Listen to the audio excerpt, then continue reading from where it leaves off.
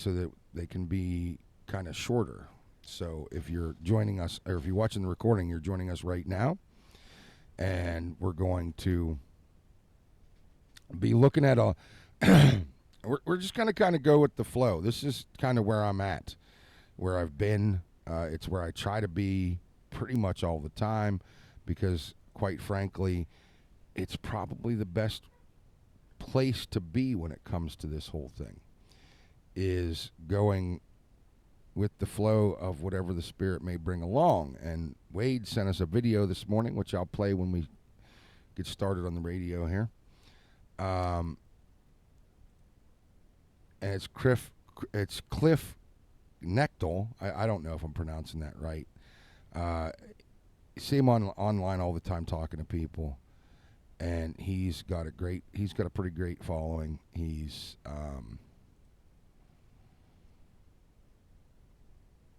I obviously haven't seen everything he's ever done or said or whatever, but everything that I've seen of his has been pretty solid. And I don't often do this. I don't often share specifically, um, some of this stuff. But what I am wanting to do is I'm wanting to expand and start, until you start asking questions. Until you guys start asking questions, I'm going to start kind of touching on these things in a way that will hopefully move us to a higher aim of knowing God. It's one of the reasons for the title, Knowing versus all capital letters Knowing. Was the only way in that I could see to kind of share where I'm at with, or where I want to be with this kind of discussion today. And I'm hoping, and if you want to get involved, please, by all means, shoot me a text, 814-651-8865. If you got questions, comments, you want to speak about something, and if you're watching the video, of course, later, then you can still send me your questions. We'll maybe address them tomorrow. So, how you doing? Send me a note if you're watching and you just want to say hi, man. And once in a while, and I think I've played some stuff of Cliff's before, once in a while I will play a little bit of Cliff's, or I'll play clips from people. And I've had some people that are kind of telling me that they'd like to see more of that. And if that's the case, just tell me. Just let me know. I'd love to know if you'd like to see more of us kind of taking other people's statements and talking about them. And maybe doing, I don't really do reaction videos or anything like that, but it's definitely something we could do. We could do some stuff like that, and maybe look into some of this stuff, talk about some of the things that people are putting out there. I don't think there's anything wrong with that. Understand, I'm not going to do a whole lot of critical, unless it's fully and obviously against the gospel. I'm not going to get real critical. I'm not going to try to get real critical no matter what. I'm assuming that anybody who, how do I say this? I'm assuming that anybody who would be posting this, and maybe I'm wrong, I'm probably wrong.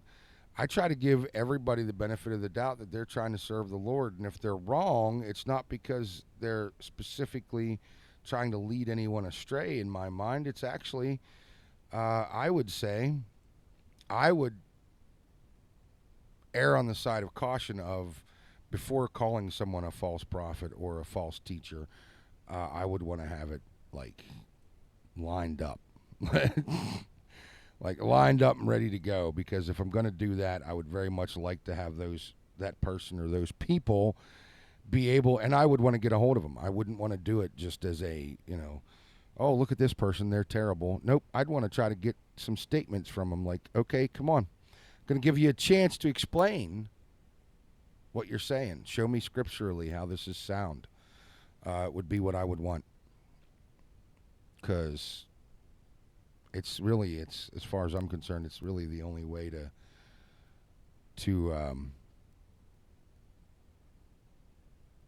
yeah, to discern. I was trying to think of the best way of explaining that. To discern, I think it's the best way to discern where we're at and how we're serving the Lord. And if we want to get better, more aligned with God's heart, we want to be more loyal to the mission of Messiah, Isaiah 61, which I think we do. Just in general, together, I think we are in that place. I mean, tell me if I'm wrong. If you're not here to become a little more effective and subservient servants of the Lord, tell me.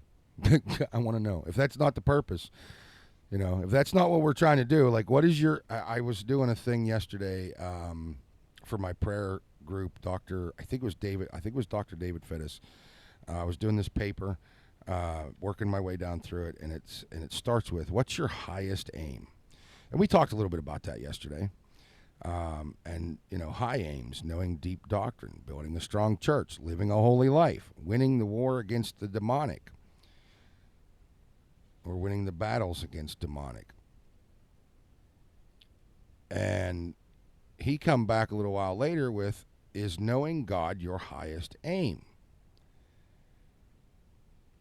And I know for a lot of people, they'll be like, well, what about serving God? What about, hold on.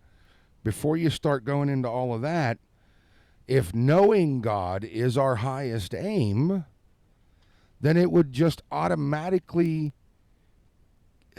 the better you know God, the more you're going to know his heart, the more you're going to know his business, and you're going to know what he's expecting of us. And if we know more clearly what he's expecting of us, we can serve him properly, and I think you're just going to move into that. I think you're just going to move into that. So let's get to this. Okay, here we go. Let's see. Yeah, I think that'll work. Get into our radio show. Maybe. There we go. That's the King of Kings here on GodsLoveLive.com with Chuckles this beautiful afternoon. It is a beautiful Tuesday afternoon, and you are joining... hold on. Not yet. My video started playing too soon. I don't know if you're going to be able to hear this on the radio because I don't know how well it will carry over. Let's try that. Let's find out. It doesn't carry over at all, so we're going to do this a little differently. Yep, we're going to do this a little differently. I've got a clip here that someone sent me, and it's Cliff Nechtel. I believe that's how he pronounces his name. And a student is saying that, God doesn't have kids. Explain the Trinity, and I want to just play what he says here. God doesn't have kids. God doesn't have humanistic, I beget. God was not begotten. He doesn't beget. He doesn't. Can you truly explain the Holy Trinity to me? Just basic English, can you explain the Holy Trinity to me? Jesus never uses the word Trinity, and I don't have to use the word Trinity. Instead, in Mark chapter 12, verses 29 to 31, Jesus repeats the Shema of Israel. He says, "Hear, O Israel, the Lord our God is one. Love the Lord your God with all your heart, soul, mind, and strength. Love your neighbors yourself." So obviously, Jesus stuck to strict monotheism. Okay. But then, Jesus went ahead and talked about his Father as being God. Then he went ahead and talked about himself as being God. And then he went ahead and talked about the Holy Spirit as being God. So he stuck to one God, but three dimensions. Father. Oh, what happened? Son and Holy Spirit. There it goes. Now, whatever you want to call that is fine with me. But let's just stick with what Jesus talked about. Let's stick with what Jesus talked about, he says. I do like that. Where Cliff kind of goes. And he's right. Jesus stuck with strict monotheistic belief. God, the Father, is God, is the ruler, is the highest. And then he talked about unity. See, this is one of those things that as people start to come into, and we're going to look at that Mark passage that he talked about, Mark 12. What was it, 29 through 31, I think he said. We are going to look at that, and we're going to talk a little bit about this. And so I want to explain how this kind of became today's topic. I was getting ready to come over today and to do this show, and I was at the house, and I was standing out on the porch, and Elena, Tyler's girlfriend, come out, and she's doing stuff or whatever, and she come out on the porch, and she says, hey, or she just come out on the porch, and I was watching that video because somebody had sent it to me. Wade, thank you, Wade, had sent it to me, and I was watching that video, and she's hearing it, and she kind of looks at me, and she's like, huh, and I'm like, oh, here we go, because she's what you would call brand new baby, almost Christian, because I don't know if she's been baptized yet or not. I just know that she's kind of working through, her and Tyler both kind of working through their faith and starting to understand what it means to believe in God and to submit to him. And I wonder sometimes if the way I am and the way I talk, because if any of you have ever visited my home, you know that the main topic of conversation 99% of the time at our home has to do with God. Has to do with God's sovereignty, our submission to him. Bluetooth disconnected. Pretty much anything that we've ever spoke about here oftentimes ends up in my home being like a main topic of conversation after dinner. Or I imagine for some of my friends, actually I've actually had people say this to me that I need to leave the God thing out.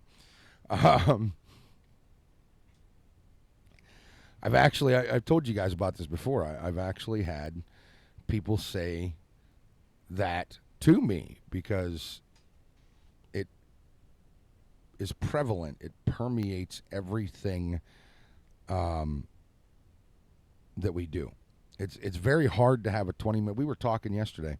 We were standing at dinner time. We were standing around yesterday, right around dinner time. I think we were waiting for Sue to. No, I think it was right after we got done eating. Anyway, we're standing around talking, and I don't remember who brought it up. My son or Wade brought up the whole Joe pulling out of the race and Kamala Harris, and some discussion about Michelle Obama ensued, whether maybe Obama isn't endorsing Kamala because he's thinking he'd like to push his wife into the nomination. I did see a thing last night that said that Kamala has secured enough delegates to win the nomination before really even doing any kind of campaigning. So I don't know if that means that it's just a given or if there's still a possibility that she might be challenged. I know Joe Manchin talked about rejoining the Democrats and maybe trying to challenge for the nomination. I doubt he would get anywhere because he's not far enough left for any of them. Or maybe that would get him somewhere. Maybe him being kind of a reasonable person. I say the Democrats should run Bill Maher for president. Or I don't know if he even counts as a Democrat anymore. I know he used to be I know Joe Rogan used to be a Bernie bro, but I think he's kind of moved away from that and more towards a conservative point of view. I like those guys. I know they're not super conservative, neither of them as far as I know. Well, Bill Maher's an atheist, and Joe is, I don't know if Joe's religious, if he believes in God or whatever. I have no idea. Bill Maher grew up Jewish. Sometimes I wonder if you're not destined, if you grow up Jewish, if you're not destined to be either like strictly, like, what do they call that, zealously Jewish or an atheist. Like, I don't think there's, and that's because there's no real middle ground. there's no real middle ground in followers of Christ either, by the way. Christianity, the Western world's version of Christianity, there's all kinds of middle ground and tolerance, and don't even get me started. Anyway, so we ended up 10 minutes, not even 10 minutes into that conversation, we diverted into the fact of the matter is, the problem is that none of these people understand that this isn't our world. Go ahead, knock that around in your brain a little bit. God created this beautiful, beautiful world for us because of his outpouring of love. This is all theoretical, obviously. Well, I don't know that it is. I think you can back it up scripturally. You just have to take the whole picture. And once you put it together and start seeing the whole picture and understanding the whole picture, then you begin to understand the idea of the truth of the matter. Oh man, I'm digressing. I wanted to talk about what Cliff just said and this idea of the Trinity, which the word Trinity, as Cliff says, isn't in the Bible at all. Jesus does speak about his Father being the one true God, God the Father. He is God. That's it.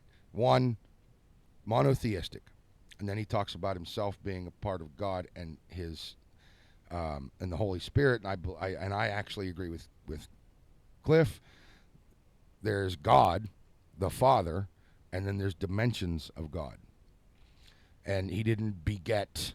That woman at the very beginning, she said he doesn't beget. He doesn't have earthly children. Aha! See, there's the thing.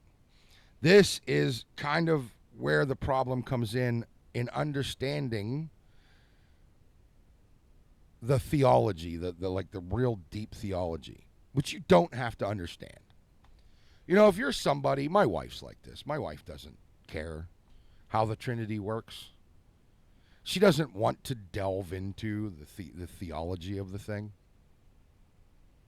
She's just okay praising God for everything she has and trying to work through her issues and trying to love Jesus. That's what she wants to do. And that's okay. I'm kind of glad she is that way, because we don't end up having a whole lot of debates, because, you know, a lot of times when it comes to the deeper things of this and I start to talk about it, and my wife she'll kind of sit there and she pays attention. She asks questions. She seems, for the most part, to enjoy the conversations. But she's not trying to force me to prove it. She's like, a lot of times I can run my thoughts past her without having to worry about her immediately debunking them. Although I want somebody to. It's nice to be able to talk to my wife and not have to deal with that. I'm just saying. All right, so Cliff said about, and he brought this Mark 29 through 31, basically 30 and 31. Love the greatest commandment. The Lord our God, the Lord is one. This is verse 29. Mark 12, verse 29. The Lord, the most important one, answered Jesus, is this: Hear, O Israel, the Lord our God, the Lord is one. Love the Lord your God with all your heart and all your soul and with all your mind and with all your strength. The second is this: love your neighbor as yourself. There is no commandment greater than these.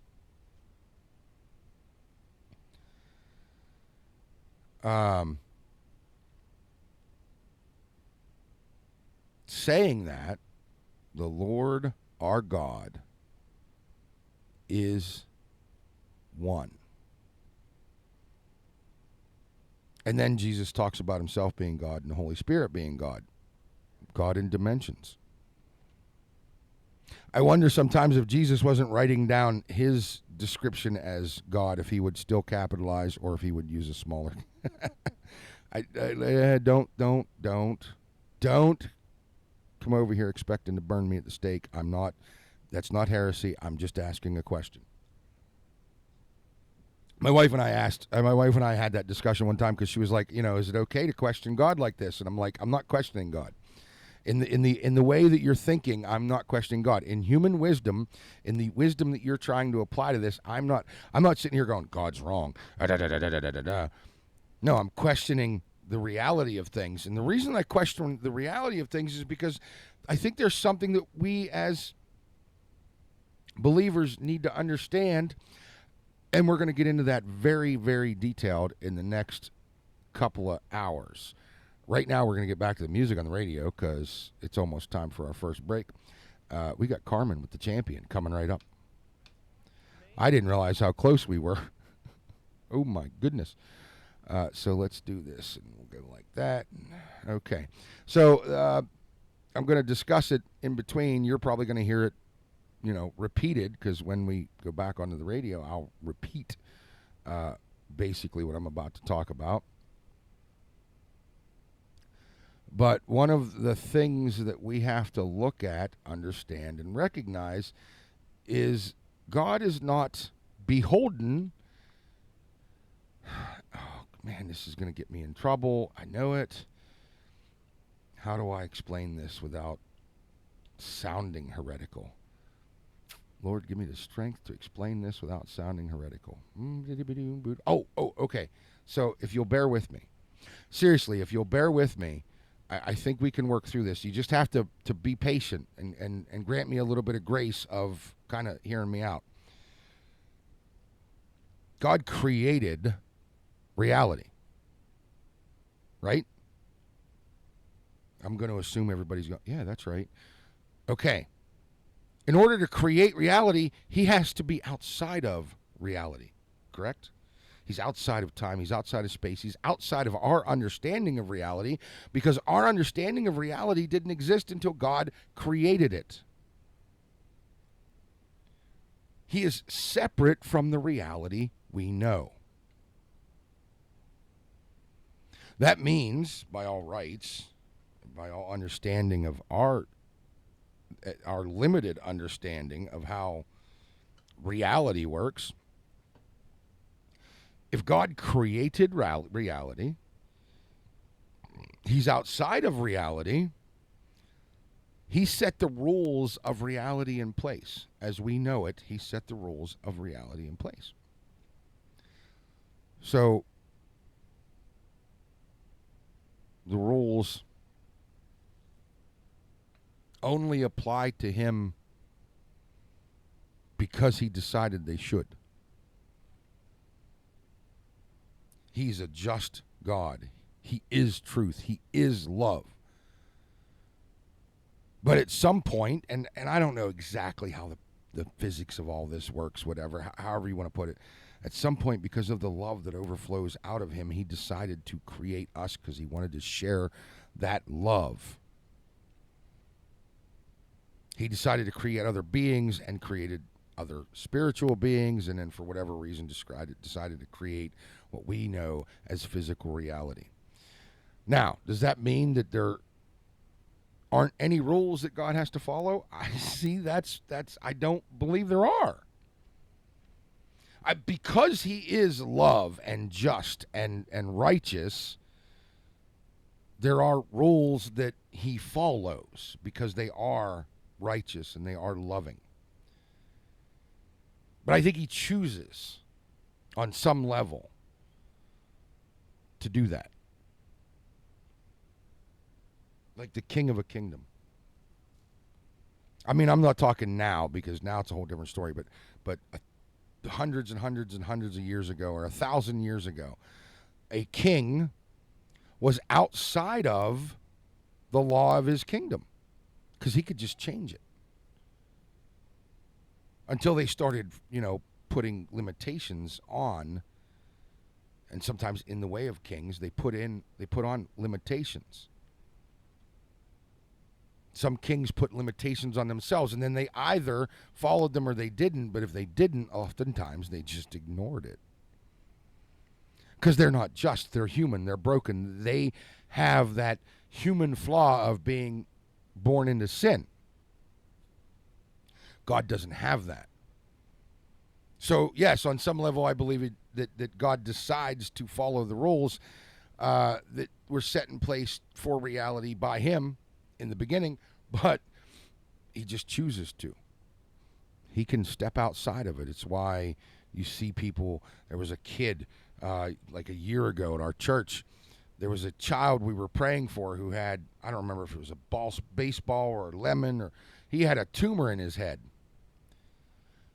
And people were just praying for him, and they were getting ready to operate, and they were giving him chemo, getting ready, trying to shrink it as much as possible so they could operate and take it out. I don't remember the boy's name, and I don't mean to be dismissive, but I did. I mean, we were all praying for him, and I did. It was an amazing story. But at one point, somebody stood up and they're like, okay, so, it's Grayson. I think his name was Grayson. Don't quote me. I'm not lying if that's wrong. I'm pretty sure his name was Grayson. And they said, it's gone. It's gone. Just gone. Radiation doesn't, by the way, for the most part. I don't know. I'm not a doctor. I'm not a scientist. You can scream at me all day you want, whatever. But from what I understand, radiation shrinks it. Then they operate, take it out, and whatever. It was gone. There was a whatever sized emptiness. Gone. Like, if I remember correctly, at one point it was the tumor's gone, but there's still that kind of, you can see where it was. The doctors were like, we're going to keep doing radiation because we think that this might be, that maybe the radiation shrunk it so small we can't see it on the scans or whatever. I don't know what excuse they used, but we got to keep doing the radiation. And that's in part because their human minds can't, we have a hard time. Even when God heals us, we have a hard time recognizing that blessing. All right, I'm going to go ahead and kick the radio back up because I want to continue this on the radio here.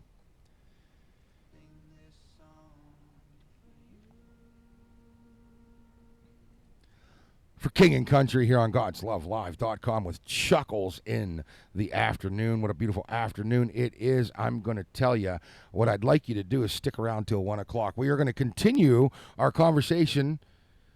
We already are continuing the conversation on video, so you should go check out the video when you get a chance because there's a lot of stuff we're talking about on the video that we're not really talking about here.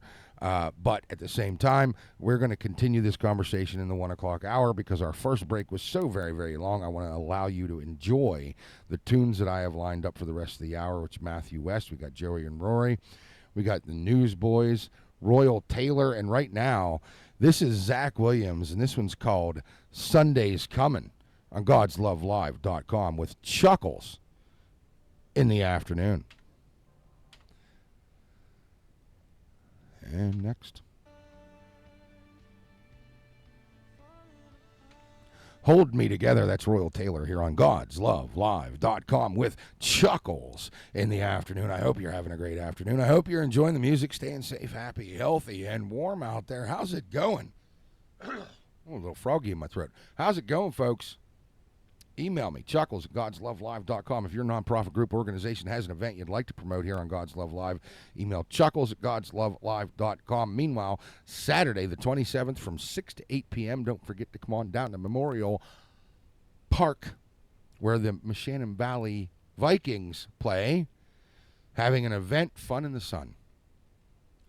Spelled S-O-N, by the way. Fun in the Sun, S-O-N. Your local churches are gathering. There'll be free food. There'll be free games. There'll be all kinds of great stuff going on. I'll be broadcasting from there. You can listen to it on here or you can watch it on Roku. Now, back to the music. Newsboys coming right up. He reigns. So if you're out there watching the video, by the way, Fun in the Sun, Saturday, 6 to 8. I'll be broadcasting 5 to 8. I'm going to go on the air an hour beforehand to just kind of be like, here, this is what's going on. Give you a little, maybe pump it up a little bit and get, somebody to come on out, some people who maybe weren't planning on it to actually come on out because I think it's going to be a blast. I can't wait. I told my wife last night, I am so excited to come out and enjoy that event because I think it's going to be absolutely amazing. So, how's it going? What were we talking about? Oh, we were talking about. See, this is the problem. Is sometimes I get distracted because I'm easily distracted. We were talking about God being separate. And I know I was ranting about a lot of different things, but I want to kind of pull myself back in. I was messaging back and forth with Malcolm about our Friday show, because we're going to try to do a Friday show again the way we did at the end of the month last month. And Malcolm's like, all right, man, you know, what's our topic? Maybe we can get some stuff ready so that we can kind of keep it focused, because he knows how I am. I love that about Malcolm. He knows how I am. So he's like, all right, let's come up with some points maybe, and we can keep ourselves focused. Mostly he's just saying me, because he knows how I am. All right, so I've got one for you. I don't know how this is going to affect our YouTube. I don't know how this is going to affect our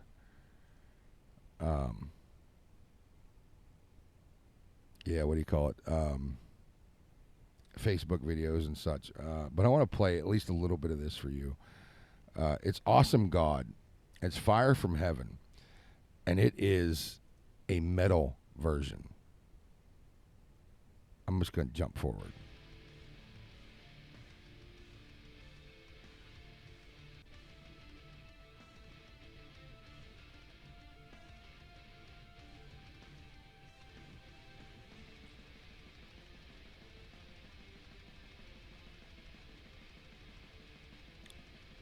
I don't think there's any lyrics. I think it's just a metal version. But, man, it's a really great song. Fire from Heaven. If you go on YouTube and look up Fire from Heaven, Awesome God, you'll find it. It's a absolutely lovely video. Or song. All right, so I guess we're live. I don't know. Let's go back here and look. All right, so let's get back into knowing God. This is our discussion today. I want to talk theology, theory, and truth. The 3 T's of knowing God. Oh, let me write that down. I like that. The 3 T's. And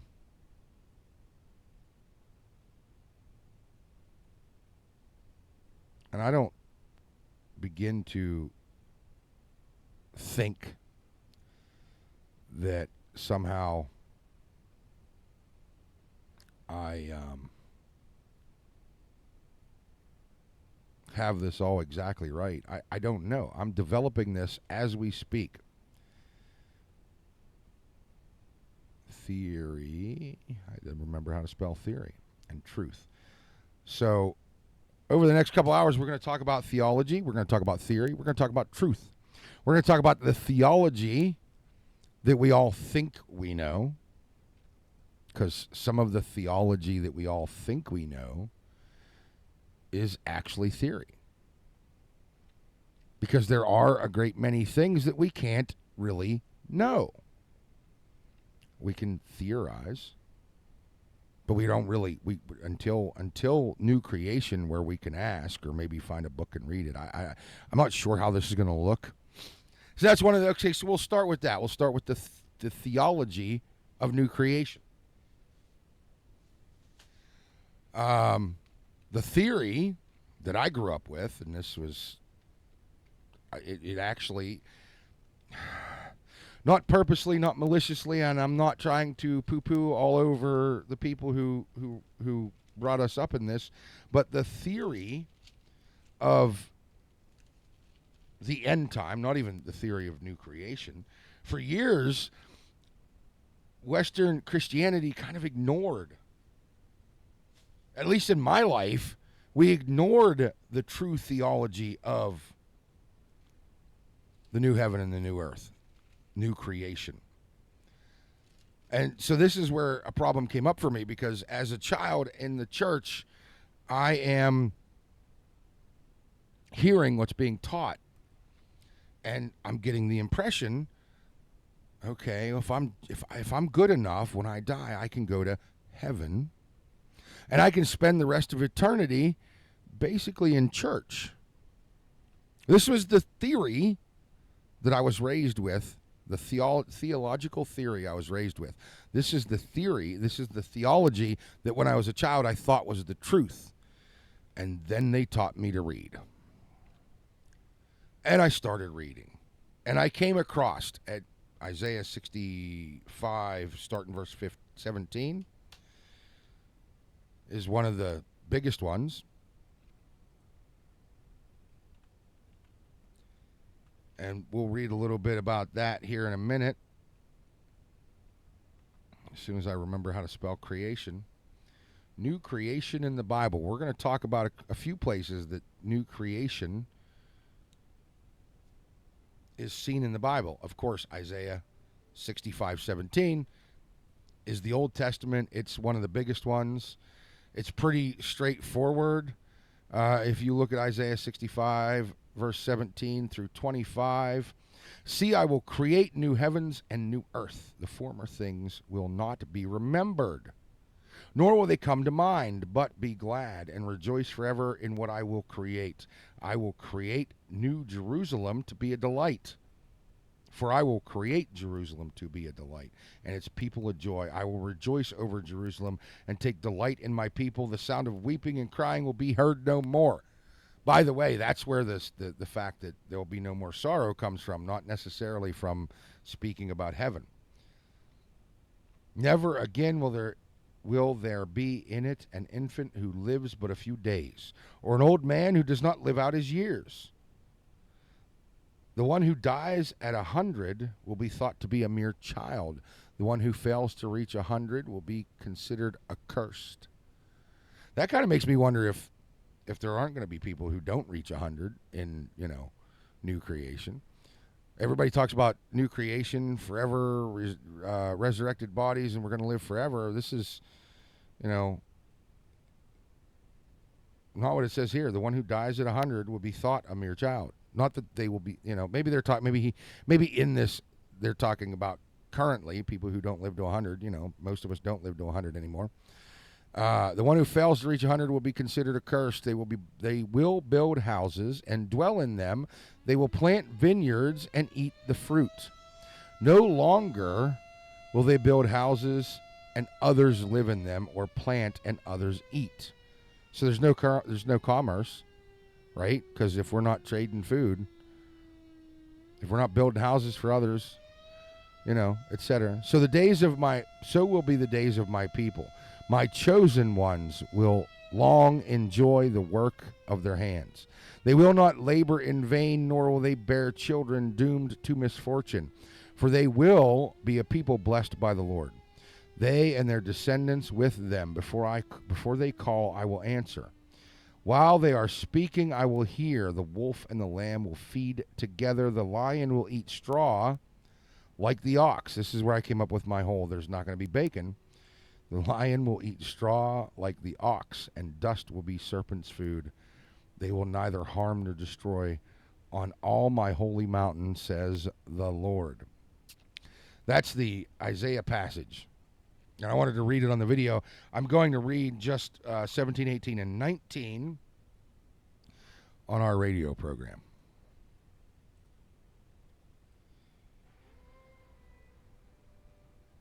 And then we'll discuss it some more. That was Passion, My Beloved, featuring Crowder here on God'sLoveLive.com with Chuckles in the afternoon. And we were discussing theology. I came up with this on the video a little bit ago, and it makes me smile. We were discussing theology, theory, and truth. The 3 T's of knowing God. Yeah, the 3 T's of knowing God. Knowing God, I think we could argue that it requires working through theology, theory, and truth to different extents for different people. Don't get me wrong. I'm not sitting here saying everybody has to go to the lengths that some of us might go, or that if you don't, you're cursed, or if you do, you're not, whatever. I'm saying that you work through through the theology and the theory and the truth. When a lot of people are baptized, they are led to believe not mischief. That's not what I'm thinking. Not malevolently necessarily. Sometimes it is. Sometimes it is false teaching, and maybe the person teaching them knows it's false teaching.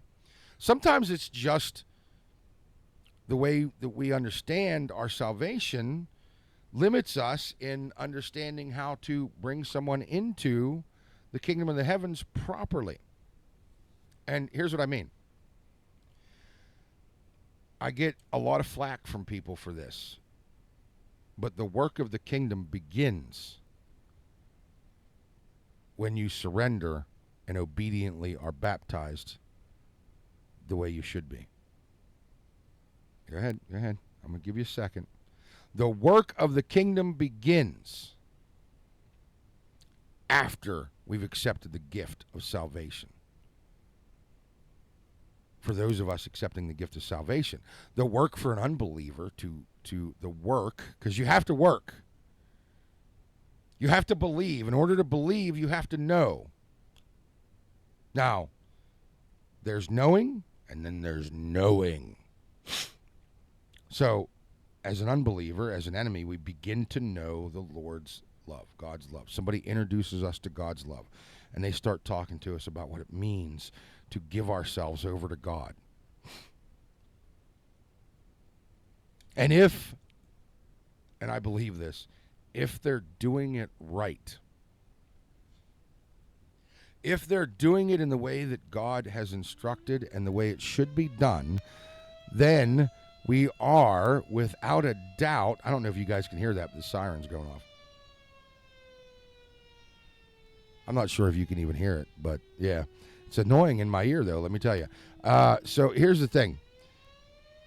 We take somebody who's a non-believer. We're going to walk through this whole thing, right? We are born into sin. We are raised. We become accountable. I'm not even going to say adults. I'm going to say accountable because that's different for everybody. And only you and God know when your accountability arrives or when you reach that age of accountability where it's time for you to be held accountable for your own behavior. All right, so that comes and somebody introduces you to God's love. Let's say before that you really weren't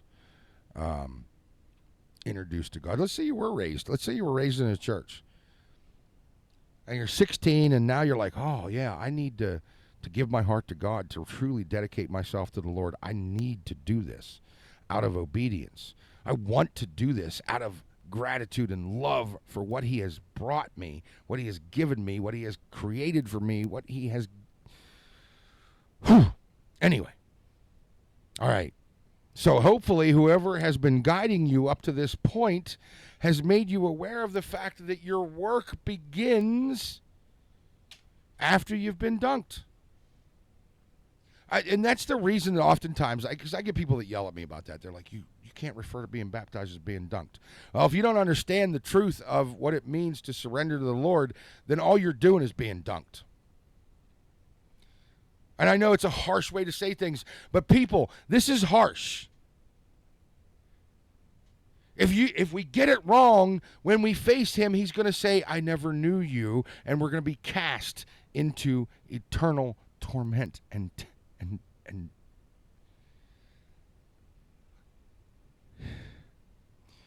he doesn't want that for us, and I don't want it for anyone. I don't want it for myself. This is one of the things that kind of, I'm not going to say I worry about it, but it's one of those things that oftentimes I'll sit back and I'll go, okay, am I one that's going to hear, I never knew you? Because of, and it's the accuser really kind of working on my mind at the same time. It's me kind of working on my mind. But I'll look at the minor little things that are wrong with me, tiny little iniquities, and go, okay, is this the thing? What is the line I can cross? What is the line I can cross that makes it so I can't attain salvation, or that I'm not attaining, like I'm not saved? Where's that line that I crossed, that I walked away? Well, I think you have to, I think if you sincerely give your heart to Christ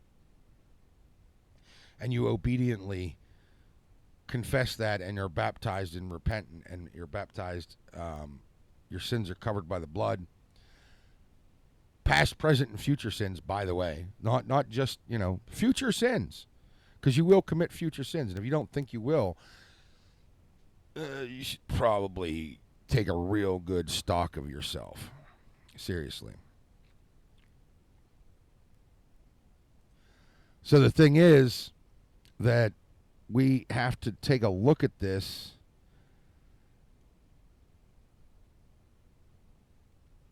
and understand. I got to stop the recording. We have to take a look. Okay, I'm going to finish this radio break, and then I'll do that. We have to take a look at this, and we have to kind of look back and go, oh, I get it. I get it now. This isn't a matter of the law, because the law cannot make you righteous. Following the law to the letter does not make you righteous. Because you can't. It's nearly impossible.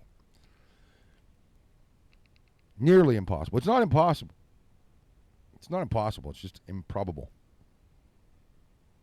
We're going to get into more of that in a minute. Today's Two for Tuesday, so we're going to have a twofer. We've got Fire from Heaven with Awesome God. It's a instrumental metal version. And right before that, for Two for Tuesday, Michael W. Smith with Awesome God. Or, I'm sorry, Rich Mullins with Awesome God. Man, sometimes I'm about... Yeah, anyway, Rich Mullins with Awesome God coming up right now for our Two for Tuesday twofer.